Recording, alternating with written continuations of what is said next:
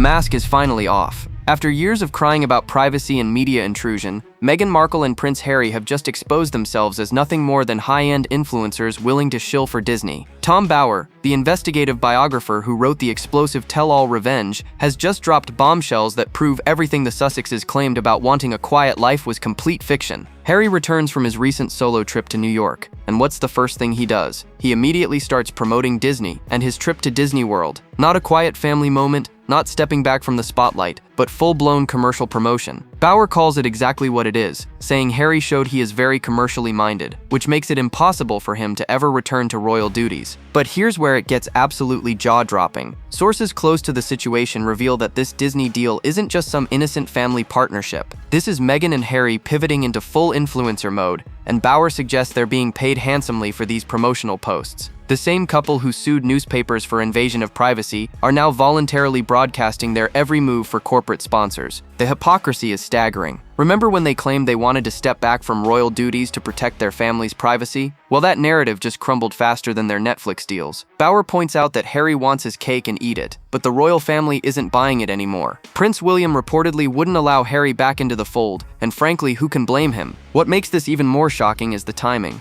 Just as their other ventures are allegedly failing, suddenly they're everywhere promoting Disney products like desperate influencers trying to pay the bills. It's like watching someone who once dined at five-star restaurants suddenly doing commercials for fast food. The desperation is palpable, and industry insiders are taking notice. This Disney deal represents something much darker than just a career pivot. It's proof that everything Meghan and Harry told us about their motivations was carefully crafted public relations nonsense. They never wanted privacy, they wanted control. They never wanted to step back, they wanted to cash in. And now that the royal protection and prestige are gone, we're seeing what they really are underneath all that carefully managed image. But this is just the tip of the iceberg. What Tom Bower reveals next about their financial situation will shock you to your core, and it explains exactly why they're suddenly willing to promote anything that pays. Tom Bower just delivered the most devastating revelation yet, and it's going to send shockwaves through Montecito. Meghan Markle has no real income anymore and is facing what Bower calls a major problem. The woman who once commanded millions for Netflix deals and Spotify contracts is allegedly running out of money, and fast. The signs have been there all along if you knew where to look. Bower reveals that the Netflix series is over, there's no great podcast, they don't generate any money. Think about that for a moment. The couple who left the royal family claiming they needed financial independence are now scrambling to find their next paycheck. The irony is almost too perfect. But here's where it gets really telling. Remember last year when Meghan skipped Kevin Costner's charity event for emergency workers? Bower explains she didn't want to appear cheap or give anything for free while she was promoting her Netflix series. Fast forward to this year, and suddenly she's desperate to be seen anywhere that will have her. She showed up to the same event she snubbed, wearing $300,000 worth of jewelry, including Diana's Cartier watch. The desperation is written all over every public appearance. Bower notes how Meghan turned up to Costner's event this year because she is desperate to be seen. When someone who once considered charity appearances beneath her is now showing up hat in hand, you know the financial pressure is real. The woman who allegedly refused free publicity is now begging for any spotlight she can get. Industry insiders whisper that their commercial deals are declining rapidly. Harry has reportedly lost his charity Centabale in Africa, and even Invictus Games is seeing important people leave. When your own charitable organizations start distancing themselves, that's not just a financial problem, that's a reputation crisis that makes you untouchable for future deals. The timing of their Disney promotion makes perfect sense now.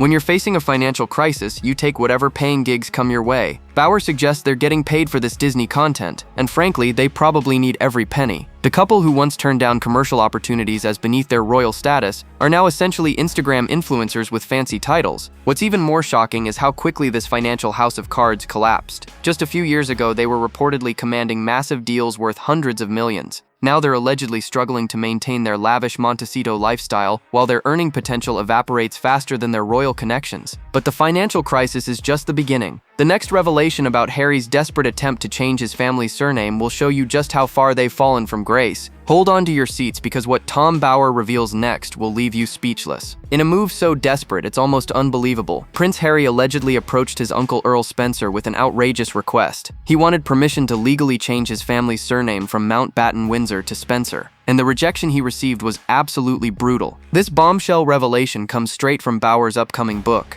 and it exposes just how far Meghan and Harry were willing to go to distance themselves from the royal family while still clinging to royal connections. The audacity is breathtaking. Harry essentially wanted to dump his father's name while keeping a link to his deceased mother's aristocratic lineage. According to Bauer, this surname change request happened while they were filming their Netflix series. But here's where it gets really twisted. Meghan allegedly didn't like the surname Mountbatten Windsor. Remember in her lifestyle series when she told a friend that her surname isn't Markle but Sussex? She was apparently desperate to completely rebrand the family, and Spencer sounded much more marketable than Mountbatten Windsor. Earl Spencer's response was swift and devastating. He told them no under no circumstances, right to their faces. Bauer speculates that Charles Spencer probably doesn't think the marriage will last forever, and simply didn't want his family name associated with Meghan in the event of a divorce. Smart man, considering how this story is unfolding, but there's an even darker layer to this surname obsession. Bauer reveals something that will make your skin crawl. In Meghan's mind, she is Diana. The entire Spencer name grab wasn't just about distancing from Charles, it was about Meghan literally trying to become Diana Spencer. She wanted to inherit what Bauer calls the glow of her dead mother-in-law. Think about how calculated this really was. If Meghan had secured the Spencer name, she could continue playing Diana 2.0 even if she and Harry separated. The royal sparkle would remain intact, the Diana connection would be permanent, and she'd have the aristocratic surname to back up her delusions of grandeur. It's manipulative on a level that's almost hard to comprehend. Wherever Meghan appears now, whether it's at Kevin Costner's event in Colombia or Nigeria, Bauer notes that her publicist always reveals she's wearing one of Diana's pieces of jewelry. She's desperately trying to maintain that Diana connection because it's literally all she has left in terms of royal credibility. The Spencer family saw right through this scheme. They understood that allowing Meghan to use their name would be giving her permanent access to Diana's legacy, regardless of what happened to her marriage. Earl Spencer protected his family's reputation by refusing to let it be commercialized by someone who clearly had ulterior motives. But this surname rejection is just the beginning of Meghan's delusional behavior. What Tom Bauer reveals next about her Diana complex will show you just how far she's willing to go to live in a fantasy. What Tom Bauer reveals next is so disturbing it's hard to believe, but the evidence is everywhere if you know what to look for. Meghan Markle genuinely believes she is Princess Diana.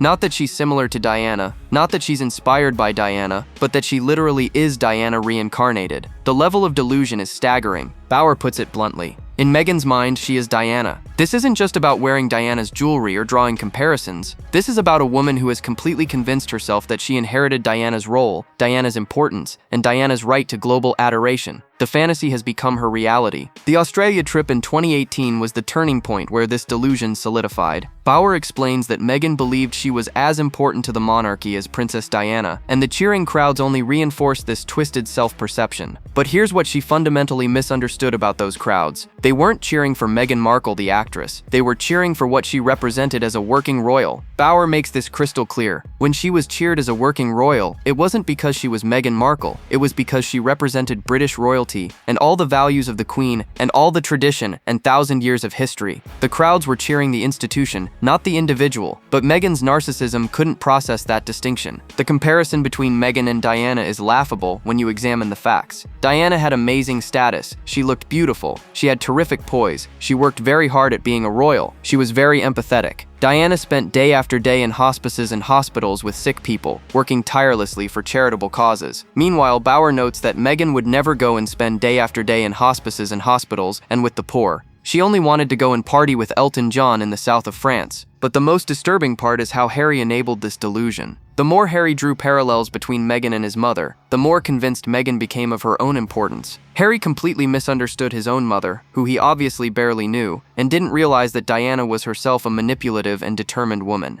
He projected his fantasy version of Diana onto Meghan, and she ran with it. Now we're seeing the consequences of this delusion playing out in real time. Every public appearance features Diana's jewelry. Every photo opportunity is calculated to evoke Diana comparisons. Meghan is desperately trying to maintain a connection to someone she never met, whose life she fundamentally misunderstands, and whose legacy she's actively damaging with her behavior. The Diana complex explains so much of Meghan's erratic behavior. She expected instant global love because she believed she inherited Diana's popularity. She couldn't understand why she had to work for public affection when in her mind she was essentially Diana returned from the dead to save the monarchy. But this delusional thinking led to catastrophic decisions that destroyed relationships and burned bridges. The next revelation shows exactly how Meghan's judgment and sense of superiority alienated the people who should have been Harry's lifelong support system. What happened during one weekend at Sandringham in 2017 was so shocking that Harry's friends were literally texting each other, "Harry must be nuts." Tom Bower reveals the devastating details of how Meghan systematically alienated every single one of Harry's lifelong friends in what can only be described as a calculated social massacre. This wasn't just awkward small talk or cultural differences. This was Meghan positioning herself as the morality police, challenging anyone whose conversations clashed with her values and taking issue with jokes about sexism and feminism. Keep in mind, these were Harry's closest friends, people who had known him since childhood, gathering for what should have been a fun shooting weekend. Harry's friends reportedly felt that Meghan repeatedly reprimanded them and called her a real dampener of the party. The woman who would later try to teach us how to entertain on Netflix was apparently such a buzzkill that grown men were questioning their friend's sanity via text message. The irony is almost too perfect. But here's where it gets truly sinister. Bower reveals that this weekend was a decisive moment where Meghan essentially gave Harry an ultimatum: dump all your friends. And shockingly, Harry complied. None of those people at his shooting weekend were invited to the dinner after the wedding. She successfully separated him from his entire support system in one fell swoop. The cultural clash was inevitable, but Meghan's response was telling. These friends were preparing for a traditional shooting weekend, oiling their guns on Friday evening as part of the social fabric of country life in Britain. When Meghan told Harry you can't shoot anymore, she wasn't just attacking a hobby, she was rejecting an entire way of life that connected Harry to his heritage and his friendships. Bower explains that shooting isn't just getting the birds, it's all part of the social fabric of country life in Britain. Meghan couldn't understand that she wasn't just marrying Harry, she was supposed to be integrating into a community, a culture, and a way of life. Instead, she positioned herself as morally superior to everyone around her. The friends Harry lost that weekend now reportedly refuse to speak to him. They're in despair and furious with his behavior. Think about that for a moment. These weren't casual acquaintances. These were people who cared about Harry enough to be concerned about his choice in partners, and now they won't even take his calls. What makes this even more hypocritical is Meghan's selective moral outrage. She could judge Harry's friends for their jokes and their lifestyle, but she had no problem taking their titles, their traditions, and their social status when it benefited her. She wanted all the perks of marrying into this world while rejecting the people and customs that created it. This friends massacre reveals Meghan's true character. She didn't want to integrate, she wanted to isolate Harry and remake him in her image. The woman who preaches about compassion and understanding showed none of those qualities when dealing with people who didn't immediately bow to her worldview. But Meghan's destructive influence on Harry's relationships extends far beyond his friend group. What Tom Bower reveals next about Harry's planned documentary will show you just how far he's fallen from the man his friends once knew. They monetized a dead woman's memory before she was even cold in the ground. What Tom Bower reveals about Harry's planned Princess Diana documentary exposes the most callous commercialization yet, and it proves that nothing is sacred when there's money to be made. Bower's verdict on Harry's documentary plans is devastating. It would be totally inaccurate and a shocking act of further disloyalty to his family. The man who barely knew his mother wants to rewrite her story for profit, and the audacity is breathtaking. Here's the brutal truth nobody wants to acknowledge. Harry was 11 years old when Diana died. He was away at school, living in a boarding school bubble, while his mother navigated the most complex period of her life. His understanding of Diana comes from childhood memories, media mythology, and his own psychological need to turn her into a saint. As Bower puts it, Harry obviously barely knew his mother, yet somehow thinks he's qualified to tell her definitive story. The inaccuracies in Harry's basic understanding are staggering. In his own memoir, he admits believing for years that his mother had simply disappeared, later convinced she was murdered by paparazzi. Bower calls this ridiculous, pointing out that Diana died because she was in a speeding car with a drunken driver, not wearing a safety belt. If Harry can't even get the fundamental facts of his mother's death right, how can he be trusted with her complex life story? But here's where Harry's victim narrative completely crumbles. He portrays Diana as helpless prey for the media, when the reality was completely opposite. Diana was a master of media manipulation, who collaborated firstly with Morton in his book, and then she collaborated in a Panorama interview. She repeatedly chose journalists and fed them information when it served her purposes. Bower reveals that Diana wasn't some innocent victim being stalked by photographers. She was a huge influencer, huge manipulator of the media, who understood exactly how to use publicity as a weapon and a tool. The woman Harry wants to memorialize as a media victim was actually playing chess, while everyone else was playing checkers. This documentary would inevitably be filtered through Harry's grief, surrounded by yes people who won't challenge his sanitized version of events. The result would be a commercialized fairy tale that serves Harry's emotional needs rather than historical truth. Diana deserves better than being turned into a martyr saint for her son's financial benefit. Bower suspects the documentary motivation is purely financial, saying it would be made for money. The same pattern emerges again, using royal tragedy for commercial gain, while positioning himself as a grieving son just trying to honor his mother's memory. The timing makes this even more offensive. If Harry genuinely wanted reconciliation with his family, this documentary would infuriate his brother and represent the ultimate betrayal of his father. You can't have it both ways, demanding to return to the royal fold while simultaneously profiting off family pain. What's most disturbing is how this fits the broader pattern of commercializing every aspect of royal connection. Nothing is off limits, not even a mother's death, if there's profit potential. But even this documentary scheme pales beside the next revelation about how they monetize their own daughter's name. They registered a website to profit off their daughter's name before they even had the decency to tell the queen what they'd chosen to call her. What Tom Bower reveals about the Lilibet domain registration exposes the most commercially driven, disrespectful move in Sussex history, and it proves that literally nothing is sacred when there's money to be made. Harry's daughter was born at Santa Barbara's Cottage Hospital on June 4th, but the birth wasn't announced until 2 days later. In those crucial 48 hours between birth and public announcement, Meghan's lawyers were busy registering Lilibet.com. Think about that timeline. They prioritized securing commercial web domains over informing the Queen that her great-granddaughter had been born. The sequence of events is absolutely damning. Birth happens on June 4th, lawyers register the website, and only then does Harry call his grandmother to announce both the birth and their decision to name the child Lilibet. The commercial infrastructure was in place before the royal family even knew the child existed. It's breathtakingly calculated. But here's where the story gets even more explosive. According to Bower, Harry's version of events is completely false. Harry claimed he called the Queen and asked for permission to use the name Lilibet, and that she approved. The palace was so outraged by this lie that they took the unprecedented step of calling the BBC royal correspondent to set the record straight. The palace told the BBC that Harry didn't ask for permission. He announced it as a done deal. When the BBC reported this truth, Harry's London lawyers threatened them with defamation lawsuits unless they apologized and paid damages. But here's the kicker. The palace told the BBC, "Don't you apologize at all. What we've told you is the truth." Harry was forced to withdraw his legal threats because everyone knew he was lying. Bower reveals this was pure commercialization, inspired by Meghan, because Harry hasn't got a commercial strand in his body. Harry might have been clueless about the business implications, but Meghan understood exactly what they were doing. They were monetizing the Queen's pet name, the most intimate nickname used by the monarch's closest family members. The domain registration represents something far more sinister than just business planning. It shows that every single decision, including naming their daughter, was filtered through a commercial lens. They turned a great-grandmother's private nickname into a potential revenue stream before the child was even announced to the world. This wasn't some spontaneous gesture of love for the Queen. This was a calculated business move disguised as family sentiment. They knew the Lilibet name would generate massive media attention and commercial opportunities, so they secured the digital real estate before anyone else could claim it. The disrespect to the Queen is staggering. Here's a 95-year-old woman who had just lost her husband of 73 years, and her own great-grandchild's birth announcement was treated as a business launch. The commercial priorities came before basic family courtesy, and that tells you everything about where their values really lie. But the Lilibet scandal was just the warm-up act. The next revelation about how Meghan burned bridges with the fashion industry elite will show you why her commercial prospects are collapsing faster than anyone expected. She burned the biggest bridge in fashion, and now Edward Enninful won't even return her calls. What Tom Bower reveals about Meghan's controlling behavior with British Vogue exposes why A-list editors are now treating her like radioactive waste, and it explains her desperate scramble for any media attention she can get. The British Vogue September issue in 2019 was the biggest selling issue in the magazine's history, and Meghan convinced herself she was the editor. Bower reveals that over 7 months, Meghan persuaded herself she was editing the issue, while the actual editorial team showed silent exasperation with her controlling behavior. She wasn't a guest editor, she was a nightmare client who thought she owned the magazine. But the real fallout came 3 years later when Meghan appeared at a charity event in Manchester and demanded the cover story for Vogue.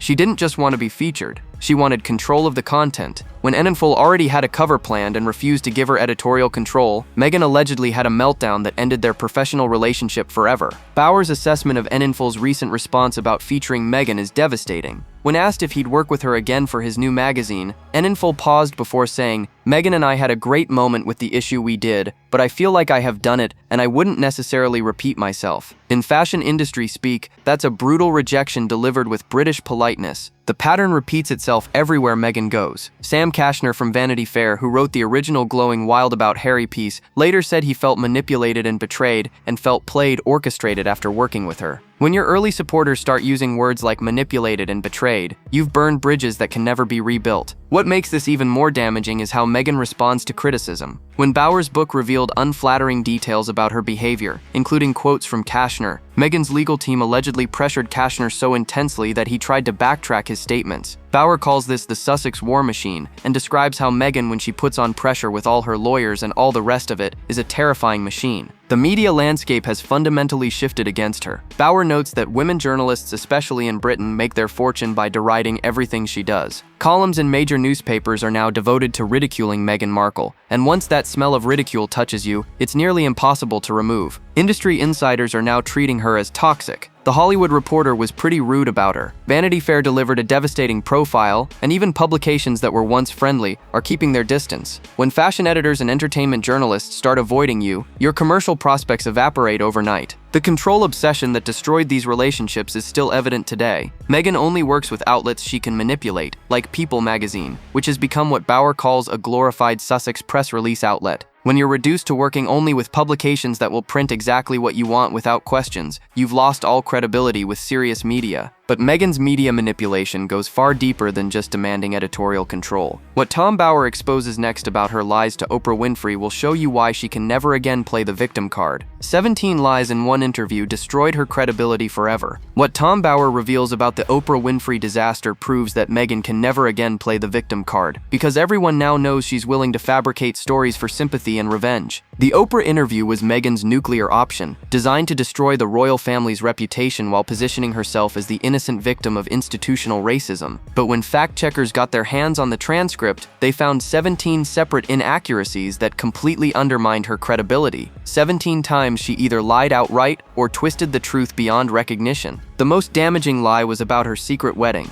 Meghan claimed she and Harry were married 3 days before the public ceremony in St. George's Chapel, with just the Archbishop of Canterbury present. This was complete fiction. There was no secret wedding, no private ceremony, just a couple rehearsing their vows. But Meghan presented it as fact to make their public wedding seem like a performance rather than their real marriage. Then there was the racist conversation about Archie's skin color that allegedly prevented him from getting police protection. Bauer calls this lies because police protection has nothing to do with skin color and everything to do with official royal status. Meghan weaponized racism allegations to explain security decisions that were actually based on protocol and Harry's position in the line of succession. The "no one asked me if I'm okay" tearful moment from the Tom Bradby interview was pure manipulation. Meghan painted herself as completely isolated and unsupported, when in reality she had rejected help and advice from multiple palace staff who tried to assist her transition into royal life. She turned support into neglect and guidance into oppression. But here's what makes the Oprah lies even more sinister. Bauer reveals that Meghan caused huge damage to Britain's reputation around the world and still do.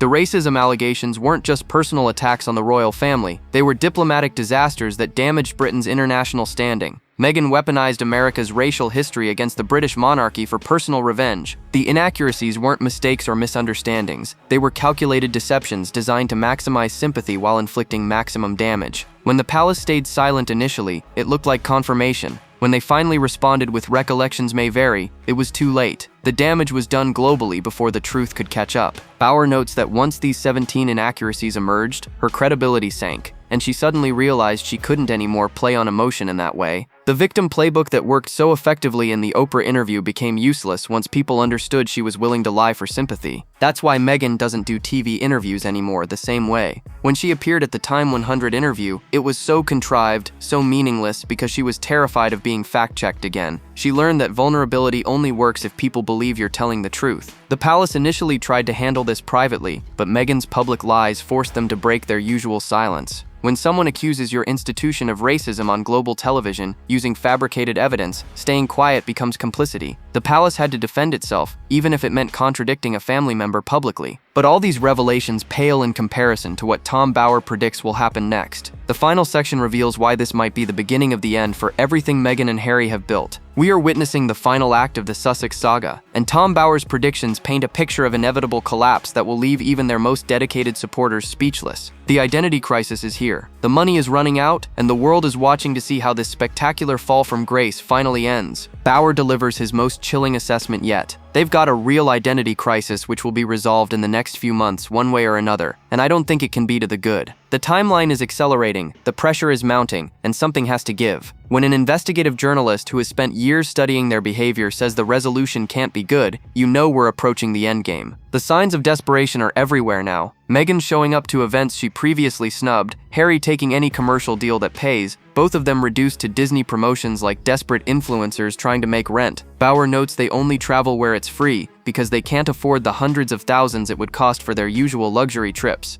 When former royals are counting pennies for travel, the fall is nearly complete. But here's the most devastating prediction of all. Bauer suggests we might be looking at a separation, saying everyone is just waiting for how she's going to treat Harry. Will she dump him? The marriage that was supposed to modernize the monarchy might not survive its own commercial failures and public humiliation. The business model has completely collapsed. Their charitable organization Arctwell is not a charity. It's a commercial organization that gives away very little money because they haven't got much money in the pot. Compared to billionaires who donate hundreds of millions, they give away a few thousand, and even that amount is diminishing. When your charity becomes a vanity project because you can't afford real philanthropy, the writing is on the wall. The victimhood narrative that once generated sympathy and commercial opportunities has been completely played out. Bauer notes that no one is going to listen anymore to them bleating about being racist and being the victims. The market for their complaints has dried up, and they have nothing left to sell except themselves. The most telling sign of their desperation is Meghan's social media behavior. Whenever there's major news about the royal family, she posted a picture of herself picking flowers. Bauer describes her as desperate for retaliation for saying "don't forget me," because it was a nightmare if I'm not mentioned, I can't survive without being seen. This is psychological breakdown territory. Their isolation from A-list society is now complete. She's not invited to the great A-list parties, let alone the B-list parties. When Hollywood elite won't return your calls and former friends refuse to associate with you, there's nowhere left to fall. The social death has already occurred. Bauer's final assessment is both fascinating and terrifying. There's only so many times that she can produce photographs of her children without their faces, before even that desperate grab for attention loses its effectiveness. When you're reduced to using your own children as content because nothing else generates interest, you've hit rock bottom. The end is coming, and it's going to be spectacular. Whether it's financial collapse, marriage breakdown, or complete social exile, Tom Bauer sees the resolution approaching fast. And after everything they've done, everything they've said, and everyone they've betrayed, don't expect much sympathy when it all comes crashing down. Drop your thoughts below, like, subscribe, and stay tuned. The next video is waiting, and you won't believe what's coming next.